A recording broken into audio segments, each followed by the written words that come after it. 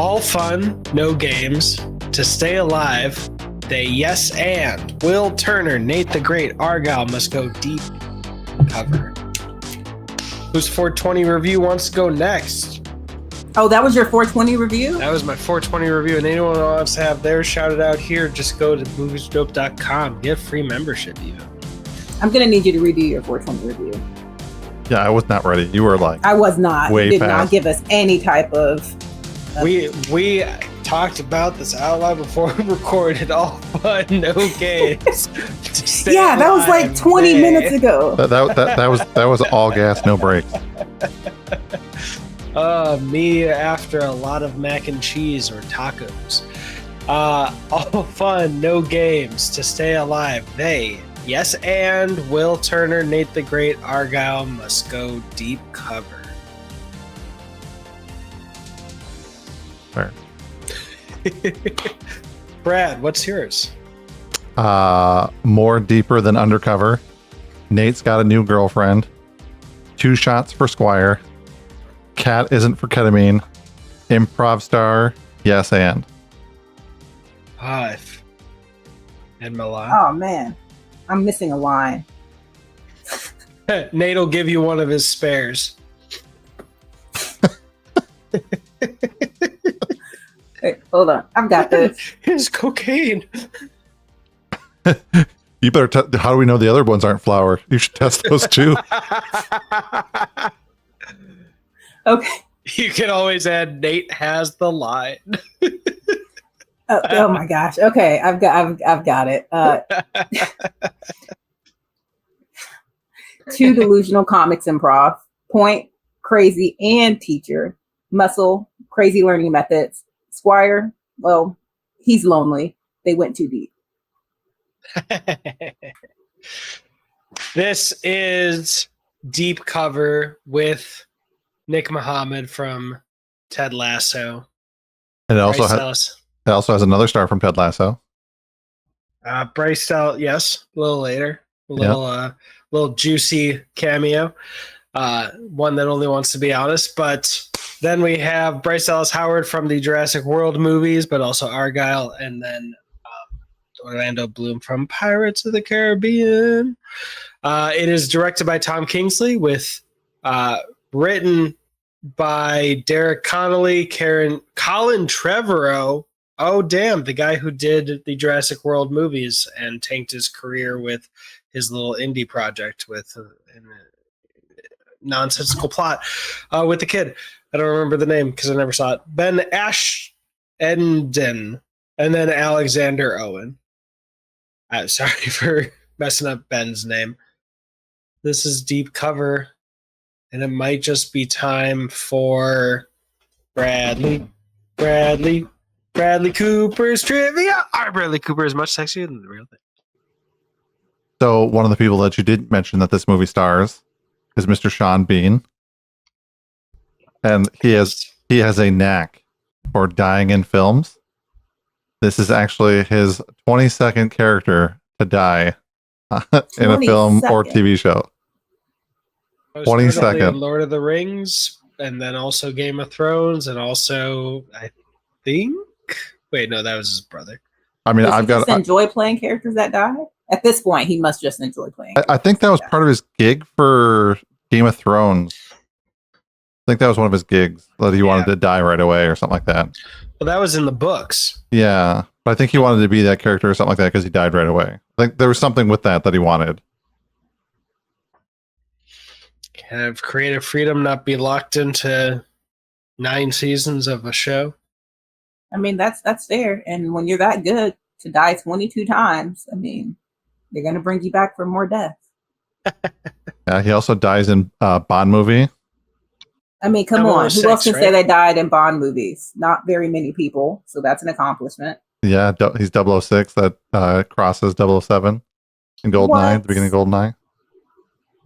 Now in the new Bond game, 007 First Light, I think 009 is the threat. So you said a new 007 game? Yeah, by the people who made the Hitman trilogy, which was my COVID stay-at-home order trilogy of games. It's Very good. So when we're going to eventually have to review a game, but carry on. Oh, I'm all for Death Stranding 2 that comes out here in a couple of weeks. Oh, I know. I'm so excited for that game. It's going to make me cry. Yeah. The first one was so good. It was. Yes, I've watched 10 minutes of somebody play that game, and I understand your passion. My walking simulator. It's so nerve-wracking. That game gave me so much anxiety. Fair enough. Was that the one fact? My one and only fact. This movie's so new. Like there were some other things too, like Sean Bean and Orlando Bloom. This is their first movie back since Lord of the Rings. There was another that were both on House of the Dragon. It's like, those are kind of. So that was my one and only fact that Sean Bean's 22nd character death. And the other Ted Lasso star was Barbara from season 3 of Ted Lasso. Babs. Not that. She loves snow globes and honest clothing because she wore a sweatpants or sweatsuit set that said Juicy. Oh. Juicy cameo. She was during the because you look. I'm guessing off your face, Milan, that you didn't notice her. No. She was during the intervention. She was the lady writing down on the notepad. Oh, she was the specialist, the expert who came in. Yeah, that's bad. That's yeah. Yeah, I was definitely too preoccupied with the other things that were happening. Yeah. But for a movie whose logline is 3 improv comedians become undercover agents, this is, I think it's fair to say, exactly what you'd expect from that. It does the formula. I think it does it well with that setup and punchline. A good twist in the middle. Sean Bean twist. Yeah. It's a lot of fun. I would say that there's a lot of like jokes that I think will stand up through the course of time. I mean, I don't know if you could really rewatch this movie 4, 5, 6, 7 times, but I definitely think you could watch the first time. I definitely think you could watch it maybe 2 or 3 to pick up some other things. But I just think knowing where some of the stuff is going to go, just will lose it in the future. But I think this movie will hold up. So if you watch this movie 5 years from when it released, I think it would still be funny. 10 years, I think it'd still be funny. I just don't think if you watched it 5 times or 10 times, it'd be funny. Yeah, it's not much of a hot rod or like legacy comedy like a Blazing Saddles or an Anchorman or something that has that rewatchability. I don't think they go 21 and 22 Jump Street with it, where they try to put like 5 jokes into every 30 seconds. But yeah, I think this is one that no one has to be. It doesn't feel like a paycheck movie, where you're like, all right, well, good for y'all. You got an Oscar or something, or you got into a Ted Lasso, and here's your paycheck. It's like, no, everyone did a really good job. And that cocaine part was fantastic. Basically, that whole area felt a little notch above. Yeah, I mean, I really liked Orlando Bloom throughout this whole movie. I thought he was super funny, and like his character depth that he did for his character was just on point. For Roach, I think was just on point throughout the whole movie. I think Nate playing that awkward, like quirky guy, and then him later on, like I don't want to say hooking up, but like starting to catch feelings for the other quirky lady was kind of funny. Trying to remember what is her name? Bryce Howard. I thought she did a really, really good job throughout this whole movie, kind of keeping those two polar opposites and like being able to balance those two. So one didn't feel super out of hand, where she really tied that movie together. So I think without her and the role that she plays in this movie, I think it would just fall apart. I think it'd be a paycheck movie. And on the topic of Roach, Guantanamo. So you were working for the Jihad or the Taliban? Just kind of keep adding details no one's asking for. Also, John Wick, Ian McShane, Pirates of the Caribbean. He was in 4 or 5, I think 4. Coming in with I don't even remember the accent, but definitely not Ian McShane. The Jenga blocks.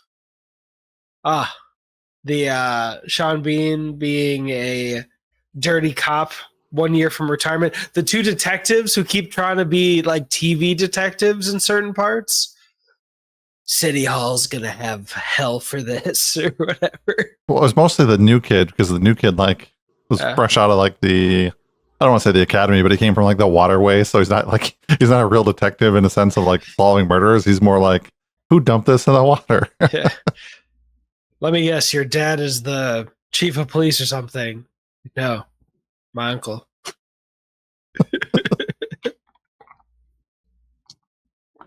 What'd you think, Milan? I mean, overall, I enjoyed it. I appreciated the fact that I think one of my biggest critiques for most films is that they're pretty predictable. Like as you're watching, you can usually guess as you go what's going to happen. With this one, I feel like most people can probably predict where we're going to end, but they made everything in the middle so unpredictable that you were just kind of along for the ride. And then once you got to the end, you're like, yeah, I expected this to happen, but how did we get here? So I really appreciated that they kind of had that type of approach to it, because it made it a little bit more refreshing, I think, for the genre. As always, I have been dynamically changing our layout. This is not the first time. But yeah, like their execution, just that was unexpected. Like I'm just a middleman. I'm not here to kill people. Although I did love and say with Maddie that what the assassin hears is bam, bam, bam, bam.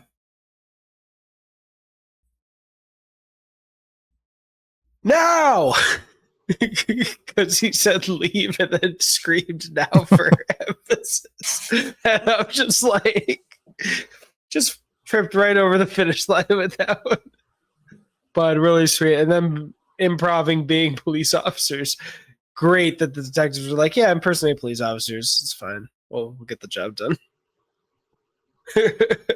I think like the first time like we took that corner was when they killed like Iceman or whatever it was.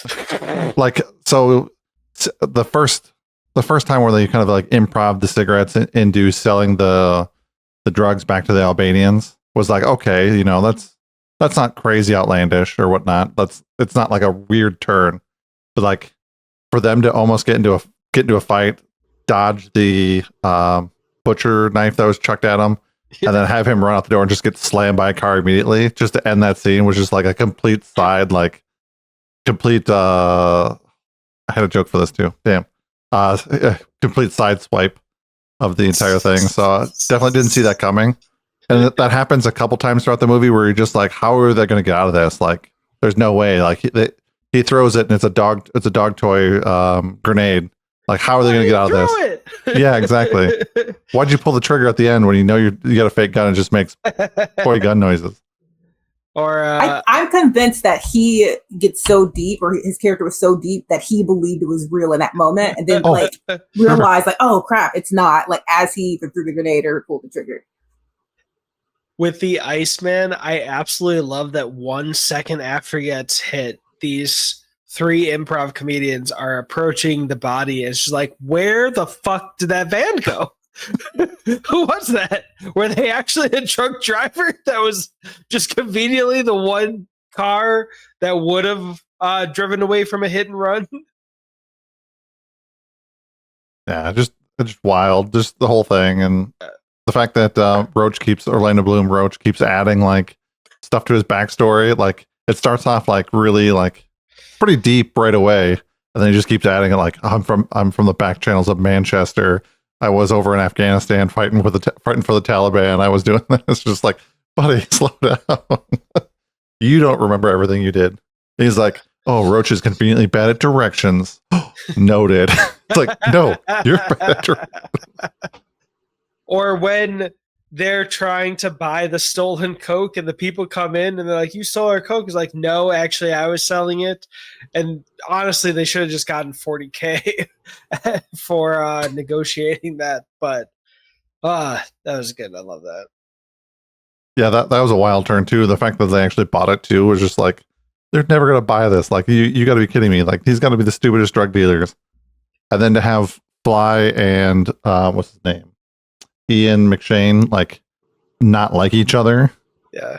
And then for us not to find out because we think like that's his boss, but then we find out through the cops that like no, they're rival gangs and stuff. So kind of a weird turn too. I love when Nate the Great threw up. gets scolded for it too. It's just I'm gonna keep thinking about it, but yeah, how do we know the rest aren't flour? Oh. So somebody who's Just never looks at it.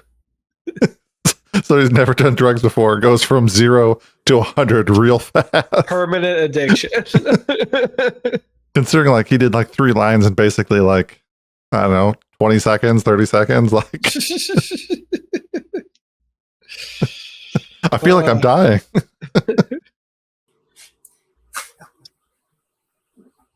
Yeah. I hope they end up doing a second one. I know this was number 4 on Amazon when I watched it, so. Mhm. It didn't take them that long to film. I think they started from filming to release because it started filming February of last year of 2024. I mean, they released it June of 2025. Yes, there aren't a whole lot of CGI moments and crazy action sequences to really draw that out. So I'd imagine the budget on this, I don't see it here on Wikipedia, but I'd imagine the budget on this is fairly low. I imagine with streaming and stuff like that, they'll probably break even or make a little bit of money on this. Yeah. But I mean, I imagine this can go the same route as like Glass Onion did. Oh, being like a huge hit? Yeah, being like a huge hit, making a follow-up movie that's kind of connected but not connected at the same time. Like there's some characters that are in both movies, but not necessarily the what's the Apple TV show with DeFranco, who dies in the first one or second one. I don't remember which one he dies in. Dave DeFranco. Wait, what are you talking about? It cut out a little bit for me. Oh, the Apple TV show with Dave DeFranco, the murder TV show. Oh, the After Party. After Party. Yeah, I hope they don't go that route. I hope they go more like Glass Onion route. Oh, okay. Didn't they both go the same route because they had largely different casts with just a few people returning? The After Party had largely the same cast because it was the same class, like graduating class in both TV shows. So it was largely the same cast, where Glass Onion, whereas there's really just man, well, I'm just drawing blanks today all day. Bond. Who else came back for the second movie? The only person who came back was Daniel Craig's LeBlanc or Benoit Blanc, and there was the cameo from the person who was one of the detectives, but he might have been playing a different character. He was the guy walking around with Corona beers. But yeah, in the After Party, I believe it was the main 2 love interests, and then the detective coming back, and DeFranco was in both of them. The guy with the car was in both of them. So it's because it's the same high school graduating class in both After Parties. How is DeFranco in both of them if he died in the season 1? Didn't he die in season 2 because he was a singer or whatnot and he fell off the balcony? It was season 1. Oh, maybe I'm misremembering. Okay. But yeah, well, what could you? I mean, they can just be part of the detective agency by the next season. They never did get their $20 or $200 though. Nick Mohammed did. They got a few stacks. Yeah, they got a lot more than $200. I would have kept more. They should have. That guy was getting off scot-free anyway. But Nate the Great's assassin love went away with most of it, right? She went home. She went with a brick. Go ahead. No, that's all I was going to say. Oh yeah, she got a brick, and then while he was standing there against the cop car, he gave them each a brick. So he still had the briefcase of most of it in it, and they were letting him, I forgot where they said he went to or whatnot. Oh, cool. Yeah. Anything else about Deep Cover? Solid. Yeah, well, Rebecca from Ted Lasso's and Mission Impossible, Nick Mohammed's co-leading his own new franchise, essentially. I could see this being like a $40 million to $60, $80 million film, depending on how much the stars get paycheck-wise. But yeah, nothing on... Yeah, I wonder how much they made or how much they make off of the streaming platform and stuff like that, because you get some ads in the beginning. Mm-hmm. So I just wonder how much they get paid. I hope they make enough money that it covers it and that they do a second one, or that Bezos just writes a check for a second one and let them figure out how to do it. Mm-hmm. Well, not helping that goal, if anyone liked this and doesn't mind an R-rated film, although I think this was R-rated, Novocaine on Paramount Plus was Jessica's. Was this rated R? I don't even know. I think so.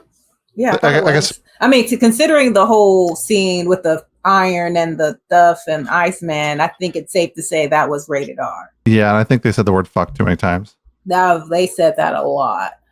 And they were sniffing cocaine. Yeah, I think cocaine kind of puts you in that area too. Yeah, you're probably right. Rated R for violent something. Drug use. Yeah. It's funny because like I think of like rated R, I think of like John Wick, and like because Bond is only PG-13. I think there's one Bond film that's rated R. If there is even one, I thought No Time to Die might have been R, but No Time to Die was PG-13. But potentially Never Say Never Again.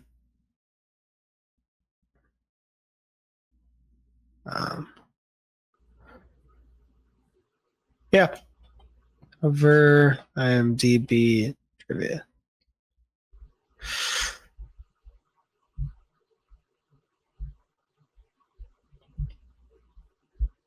Oh, well, whatever. All right.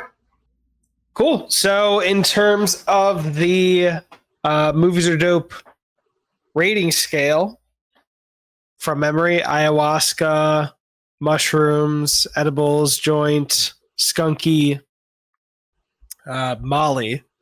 Where do y'all fall?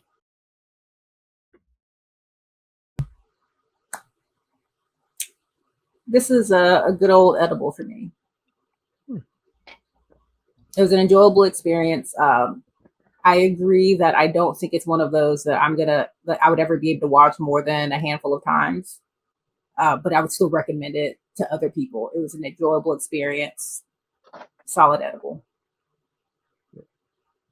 Yeah, I'm right there with you. I think for the exact same reasons. I think this will be a movie I probably won't watch. Maybe I might watch sometime during this year, but I think I would be more apt to pick it up sometime next year. Give myself a little bit of chance to forget some of the jokes and forget kind of the exact story beats. But yeah, I would definitely recommend it to somebody if they were looking for something kind of on the, the harder side of like comedy, but not like necessarily crazy over the edge. You said you were in an edible as well? Yep. All right. I think I'm at an edibly joint. It had that nice sparkle that they all brought to it. Had those, I don't know. I'm torn between edible and edibly joint. So I'll go edibly joint just to be awkwardly out of place. But yeah, now, as all the 50 other times I've done it, dynamically changing the layout of the podcast right before. Yeah. So we're at edibly joint. Yeah, it's nice. I wouldn't mind if I quote unquote had to watch it again. If someone was like, "Oh, did you see that? Do you want to watch again?" Yes. Maybe 3 times. At that point, I'll just be like, "Give me the sequel. Want something a little remixed." But cool. Yeah. All right. Everybody check out Brad at BradF912. Milan at, is it XP Historian? XPW. XPW. Don't forget the W for the win. And I'm Movies Dope everywhere. And Brad, if you can say the magic word. Bye now. Cue the awesome people. Stop recording. There we go. I'm living in a movie, there's a scene you gotta jump. I got my people at the viewing who all knew me selling tickets. Yeah, they talking about the beauty. I see Scorsese outside saying this isn't cinema. Free man, I ain't doing shit tomorrow, I don't need plans. I'll be kicking it till April off for $3 grand. I don't even need the money, I just need fans. I just need fans.